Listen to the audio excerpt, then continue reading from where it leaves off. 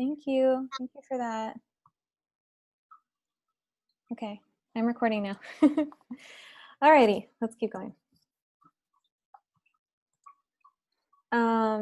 Okay, definition of a line. So a line is all of these things. It connects 2 points, defines the boundaries between different planes. We're going to see an example of that. It defines shapes. One thing that a line does is directs the viewer's eye, and it conveys a sense of movement and energy. So line can tell us a lot about the person, actually. Line can tell us a lot about what kind of mindset the person was in when they were creating that line, right? Because if you think about line and how it's connected to a pencil and how it's connected to a hand, and that hand is connected to a set of you know, neurons, I guess, in the mind, and that mind is experiencing a certain specific set of, history and social circumstances. Like, it's all connected, right? So that line tells us about a lot about the person's mindset and the person's emotions kind of going into the artwork. But yes, these are the definitions of a line. Very, very straightforward. But I think the bottom 2 are going to be the most useful for describing artwork, right? Seeing a line and how it directs our eye. Seeing a line and feeling differently because of that line. Okay, here. So this example I thought was really great when talking about line. This is Giovanni Docio, Church of Santo Spirito at Florence. And I like this artwork because of the way that they described it in the book, and also because it tells us a lot about space, simply only using line, right? So let me scooch forward and show you kind of a close-up here. And the book describes, the difference between the walls and the ceiling, and how, first of all, yes, all we see in this artwork is line, right? There's not really any textural elements or lighting or color, right? That's also being used to tell us about this image. It's strictly line. Even the elements that do seem textured, right, like the ceiling, that's all line in uniform, regular shapes, right? And I think another thing important about this piece is that the lines are connecting the different planes, like they mentioned in the book, right? So that gives us a sense of depth, right? Lines are connecting this pillar to this pillar to this pillar to this pillar to kind of build out space into that vanishing point, right? Vanishing point would be just that very end where it seems as if the work is going out into nowhere. This one, it does stop kind of at the back of the church, but let's see here.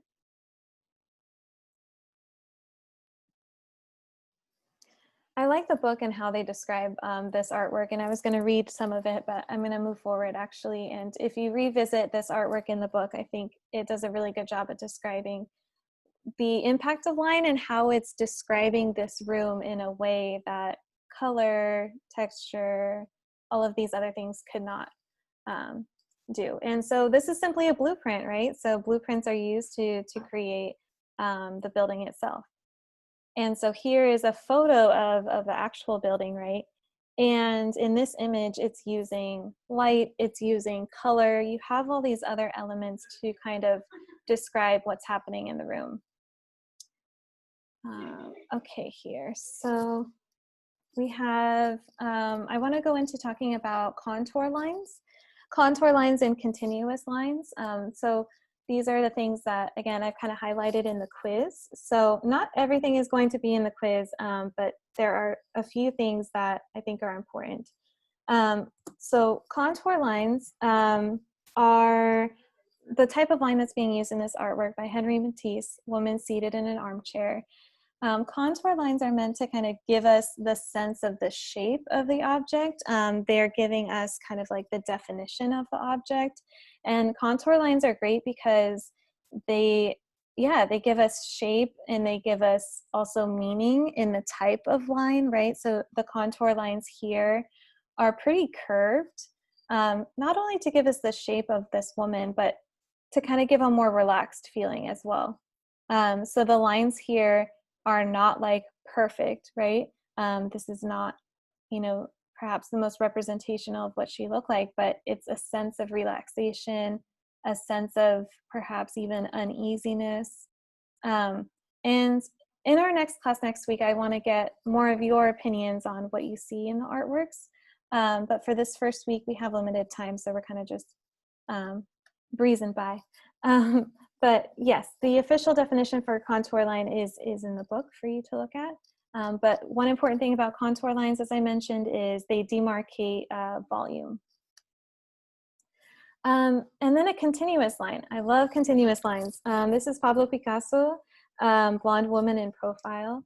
And this is drawn using a continuous line where he has taken like his pen or pencil, or what does it say here? They have the materials here after in the information here, but it doesn't say lift ground aqua tint. Okay, it doesn't say what material he used to actually draw it, but so he's taking his mark and following around what he believes is the profile of this woman's face in one continuous line. There are some kind of breakages in the hair. So the whole thing isn't one continuous line, but for example, this ear, is not broken up. It's like, following around the nose and the mouth. It's not a sketch in a sense where he's just kind of like, oh, let me draw your face, right? So the difference is that this continuous line is almost like predetermined in his mind, right, of what he wants to express. So I love continuous lines because they kind of allow us to like tap into the psyche of the artist. And what we can see in this drawing is that he is fascinated by like the swirls in the hair. So he's using like a nice continuous line to kind of show that. But also there's this kind of strength and starkness in her profile. So yeah, I love that about continuous lines. Actual and implied lines. This one you probably saw in your inquisitive assignment. So you have actual lines on the left. Implied lines are that which imply that there's a line there, but it's not an actual line. But implied lines, this is a really great vocab word to use when describing artwork, right? Directional line. So directional line is something where the line is directing your view. There's a lot of directional lines in artwork because in the composition of an artwork, right? A composition meaning what we're looking at. You have different points in the artwork where your eye is going to move automatically. And often your eye is moving automatically to these things because of directional line. So it's a way to like point at things, right? This is an example they provided by James Allen, the connectors. And for this artwork, they mentioned how because the bottom kind of steel girders there are closer together than the top, it's helping to draw our eye kind of downwards and to imagine this like depth of space. It's very small. It's a small difference, right? But still, you understand that along with the figure kind of leaning over, you understand that this is very high and very tenuous. And then the fact that he used a softer line in the background gives us a bit of contrast to show that the lines in the background, those are far away lines that we can't really see, right? I love this example as well that they used of Clamps to Saga. So this is an example of graphic art using directional line. And for those folks who read comic books and are very interested in the graphic arts, like directional line is everything. It's how you read the image, right? Because image is a language, and so it's how you are approaching this image with your eyes. And it's talking about these directional lines literally looking like arrows kind of shooting up at the subject here, right? Okay. And then, as I think it was Madison mentioned, Frida Kahlo, the two Fridas, this artwork uses line to talk about different aspects of Frida Kahlo's life. And in order to understand this artwork, you have to know a little bit about Frida Kahlo. So that is something about art that can be a little frustrating, is that you have to do a little digging to kind of understand what you're looking at or what it's potentially connected to. But if we just look at the line elements here, the line element here is actually her like bloodline, right? Coming from her heart. And, you know, I can't zoom in, but I'm going to get close-ups of that so I can show you. But okay, so the line here is the bloodline, and it's connecting her from one version of herself to another version of herself. And these are the two sides of herself that she sees. And so the bloodline is literally meant to represent her ancestral lineage, right? Of being both indigenous and being European. So she's kind of connecting her two beings in that way. You can see in her hands, the hands are very telling. She's holding scissors, kind of cutting off that bloodline, right? And I think it's significant that it's on the European side, because there's a lot of trauma with colonialism. And then on the other side, she's holding a little mini figurine of her ex-husband, Diego Rivera. And so the line of blood is going to her heart, her broken heart, which is meant to represent, you know, heartbreak, divorce. Also contrasted with kind of the background, the lines there are a bit more soft, right? So we don't have such hard lines here. So pay attention to the texture of the line. I think that's important. If it's hard, it's direct, it's very like organized, right? If it's soft, it has more of a like ethereal approach. I thought you guys might enjoy this too, because lines communicate things to us, of course, but very specific things. So vertical lines communicate strength, stability, and authority. Horizontal lines are calm, peaceful, passive. And diagonal lines communicate action, drama. And you can see this in all logos. So pay attention to the logos that you're looking at, and you'll be able to see, you'll be able to tell the difference between a good logo and a bad logo, because a good logo, you just kind of get it right away.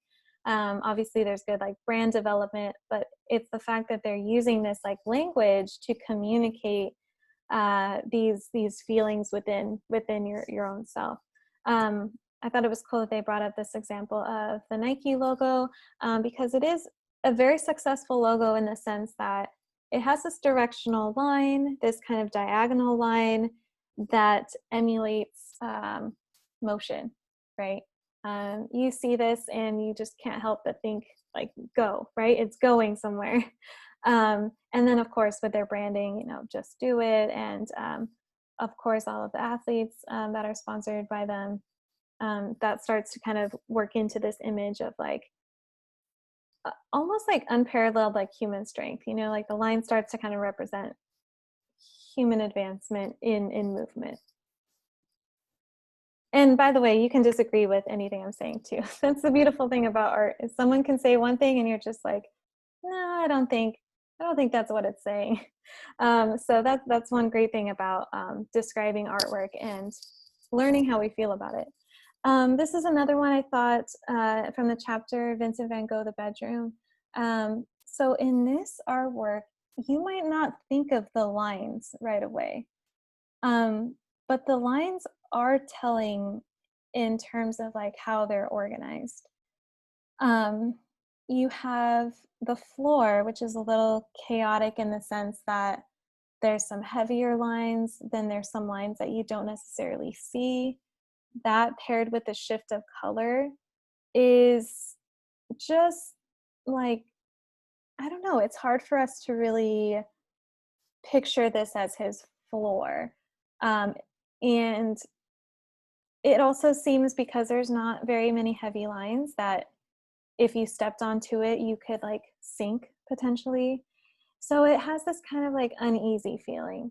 The book does a great job at describing this artwork as Vincent van Gogh having this uneasy feeling stemming from mental illness or his alcoholism. And the lines can tell us a lot about that as well. I think another good one to look at are these kind of paintings that are leaning over, and it creates this diagonal line. So that diagonal line is in contrast to this rectangular box and provides this sense of orderness, and then this sense of like uneasiness and anxiety of like, is that painting going to fall over, you know? So even when a painting might not have these kind of straightforward lines, I implore you to break a painting down into the most simple of forms, right? Color, line, shape. Shape is also covered in this artwork. And then another one I wanted to get to is contrast. So let me just skip forward a little bit here. Contrast is when an artist uses two noticeably different shapes of an element. They are applying the principle of contrast. So they're showing you the difference between regular and irregular lines. They're showing you geometric and organic shapes. Those are covered in the book as well. They're showing you difference between light and dark. Contrast is something I think that most everyone knows, you know, of what that feels like, right? Complete opposites. So one artwork that they talked about, which I was super happy they did, is by Carrie Mae Weems. And Carrie Mae Weems is an expert in contrast and an expert in understanding the human experience through her perspective as a Black woman in her household. So she has this series called Kitchen Table Series, and it kind of gives you a lens into these intimate moments of her life, all of which are staged, right? This is a photograph that's staged. And you can tell it's staged mostly because of the amazing elements that are put together in this artwork. You have this triangle shape contrasting with this circular shape. You have the Black colors contrasting with the gray and the white. And for being a monochrome image, you know, she does a really good job at kind of showing the difference in the tones here, the tonality of this image. So I included some other images from the Kitchen Table series. That's Carrie Mae Weems there. And these are done in the early 90s. And I have a video I'm going to post of her so you can watch that too. But contrast helps to kind of give us a sense of like, what is to be contrasted in not just the elements, but in the content of the artwork? Is there a contrast between what she's feeling in the kitchen versus what she may be feeling in society? Or is there a contrast between the male figures in her family versus the female figures in her family? What are some of the contrasts that she may be experiencing in this experience? So elements draw us to a deeper meaning in the context of the artwork. Okay, so let me continue on. Okay, here, and then positive and negative shapes. This is the last one for this chapter. Positive and negative shapes is, think of negative as like the background, and positive is something that's coming to the forefront because of this contrast between positive and negative space.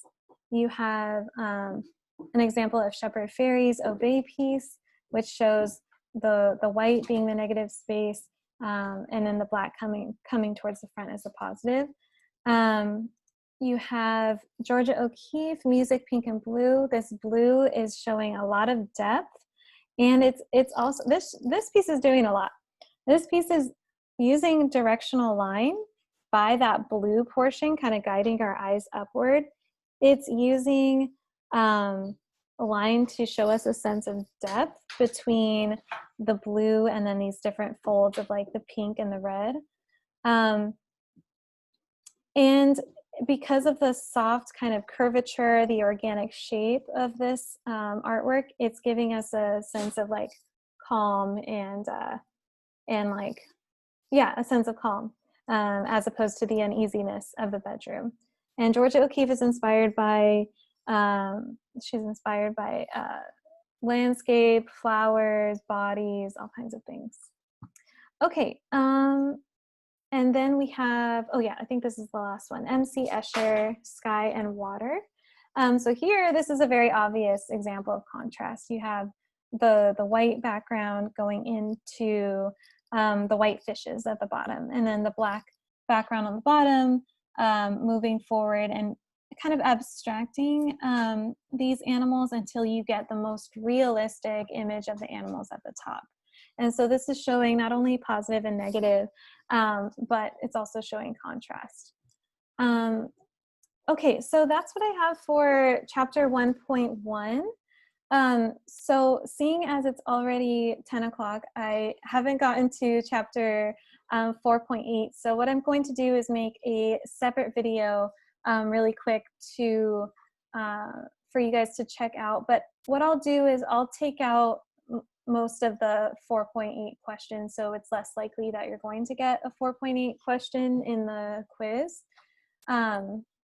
So yeah, while I still want you to read that chapter and look at the images, because I didn't spend a lot of time going into chapter 4.8, I'm going to take out some of those questions so that you are mostly answering questions about the introduction and then chapter 1.1.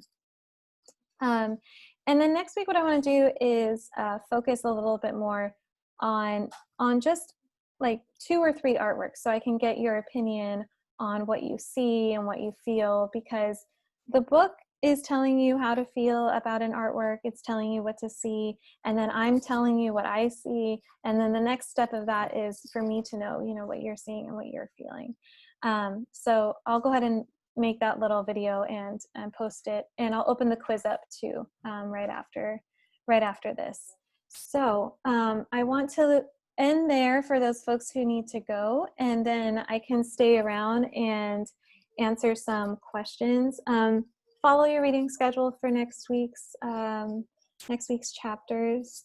And yeah, thank you for your kind of just patience in navigating this class online. I think like it's a fine balance of not overwhelming either of us and actually learning something, right? Because I could tell you every single artwork in the book and have you memorize it, but that doesn't mean that you're going to learn it. So that's really important to me, is that you're actually like able to utilize these elements, these principles of art in the real world and in what you see. So okay, so I'll hang back. If y'all need to leave, go ahead and let me know if you have a question. You can go ahead and unmute yourself. And yeah, I'll just hang back.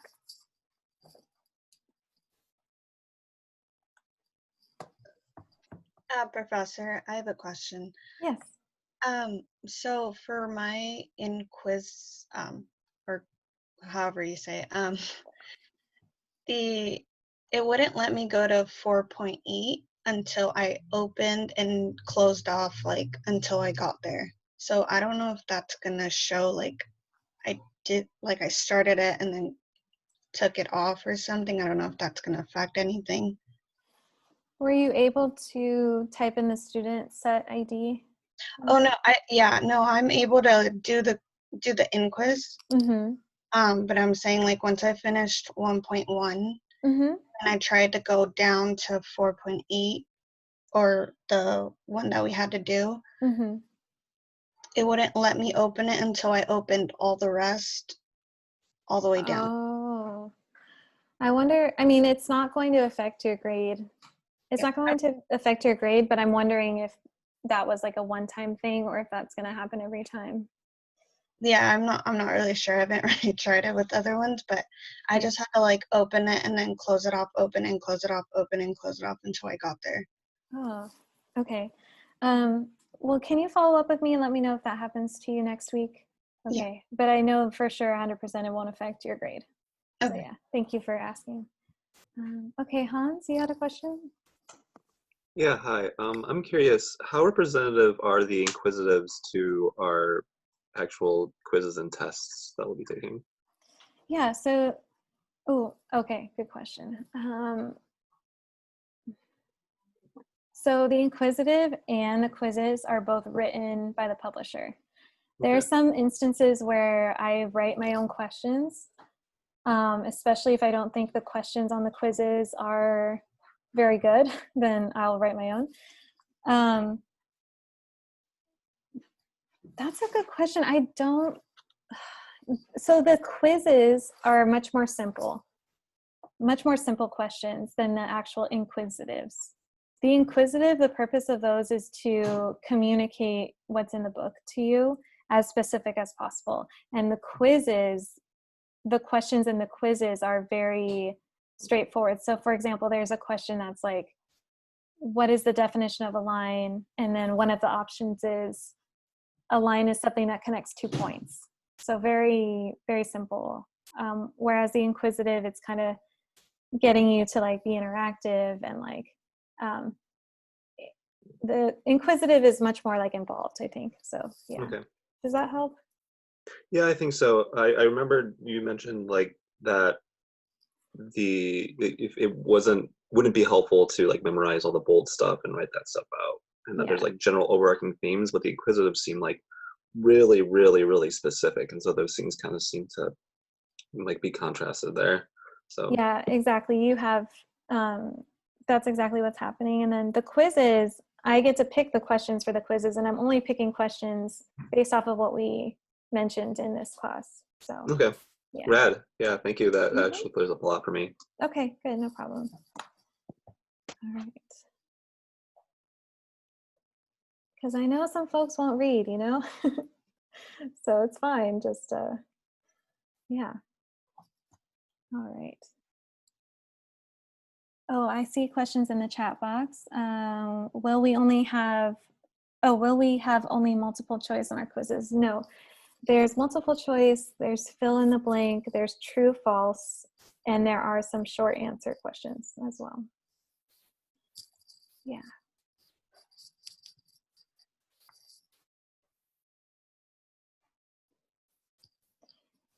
And yeah, I don't want anyone to panic if they miss the deadline. It doesn't mean a lot to me. Like the deadlines mean a lot, of course, but I'm not going to give you a 0 if you don't like do the quiz before the 11:59 deadline. Okay, it's good that you said that because Yeah. I just figured out how to get into the inquisitive thing like maybe an hour before this class. So Okay. I kind of like blazed through it, and I'm pretty sure I got almost everything wrong. But Okay. That's good yeah, to that happened. that's good to know. And when Yeah. you do that, because it said like it cut off a time, and it said since that grade, and I saw the greatest, and I was like, well, this is gonna be awkward. Yeah, I'm gonna extend the due dates for 1.1, the intro, and 4.8. So All right, well, I'm gonna go do that now then. okay, cool. Well, have a good day. Yeah. So the inquisitives, yeah, again, like the point is to do them before class so that you're in the know of what I'm talking about. But you know, you're not gonna fail if you like don't do them exactly right on time. But deadlines are important too. All right, any other questions? The quiz that is supposed to be due today, Yeah. are you pushing them all off until Friday night? I'm from now on? pushing quiz number 2 until Friday. Yeah. Oh, okay. And quiz number 1, I think everyone has done it except for the waitlisted folks, and I'm gonna talk to them. So Okay, cool. Thank you. no problem.